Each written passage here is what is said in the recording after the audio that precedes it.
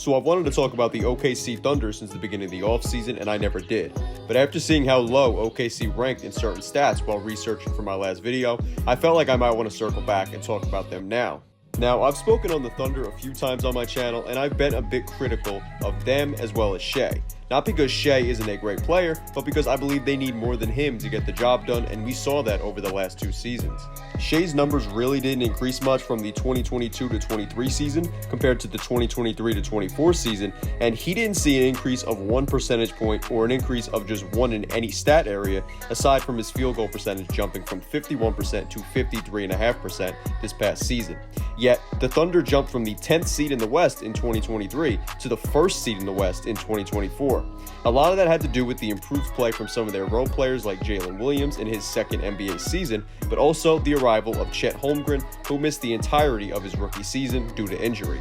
In the 2022-23 season, the Thunder had the 13th best defensive rating, but last season they jumped to the 4th best. In the 2022-23 season, they gave up the most second chance points, but only jumped to the 28th spot in the league this last season. And in the 2022-23 season, they gave up the 16th most points in the paint, opposed to last season where they improved to just the 7th most in the league. I say all of that to say, while Holmgren's 1.6 offensive rebounds per game and 2.3 blocks per game, which was the 4th most in the league, had a lot to do with those jumps or improvements, those numbers are only going to improve this season with the addition of Isaiah Hartenstein. Hartenstein averaged 3.3 offensive rebounds per game last season, and he didn't even become a starter for the Knicks until December 20th. He averaged 3.8 offensive rebounds in the playoffs, which is wild that he was almost at 4 per game, and also averaged 1.1 blocks per game in the regular season as well. The Knicks allowed the 3rd least amount of second chance points and the 6th least amount of points in the paint this past season, and while I think both Randle and Hartenstein deserve credit for that,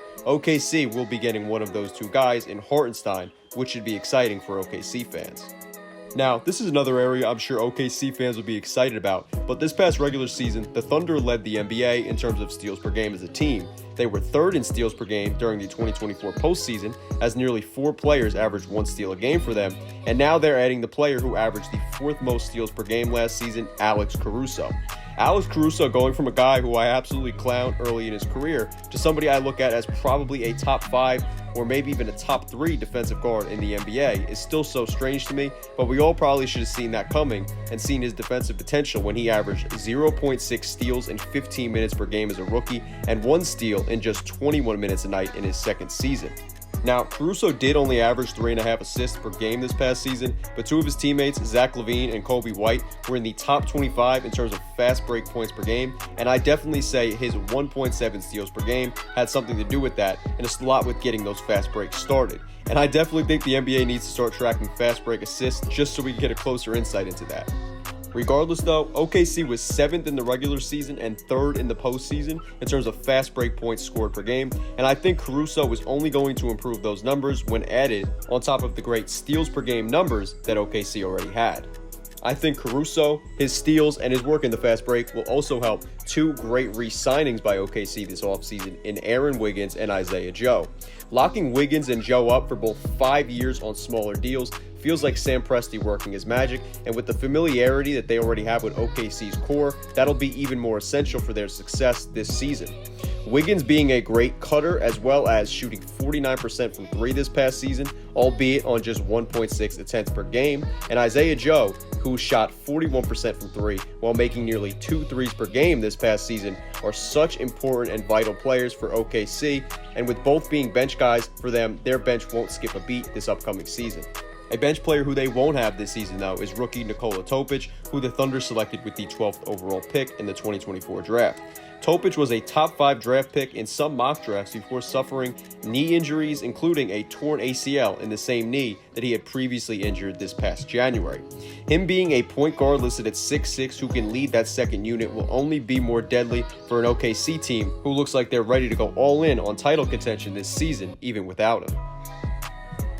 That leads me to my next point, which is what lineup is OKC going to throw out there this upcoming season? This little mock-up has flown around social media, and I could definitely see this being the case, especially because they gave Hartenstein nearly $30 million a year average in terms of his contract, and you'd assume Caruso will fill in and be a mix between that Lou Dort and Giddey role that they lost from their lineup this past season, but OKC has so much versatility with how they can play their lineups. Chet Holmgren played the 5 this past season, but with Hartenstein's arrival, you'd assume he's just slide over to the 4 now at the power forward position, and that's honestly the role I think that he could thrive in even more. Holmgren shot 37% from 3, making 1.6 threes on 4.3 attempts per game this past season, and you add that to the fact that he's not that wide body center that's going to throw guys around down low, more of just a great rim protector. And like we looked at before with the stats showing OKC got beat up a bit down low this past season, it seems like Chet sliding to the 4 and Caruso popping into the 2 spot will only solidify this OKC team's chances even more,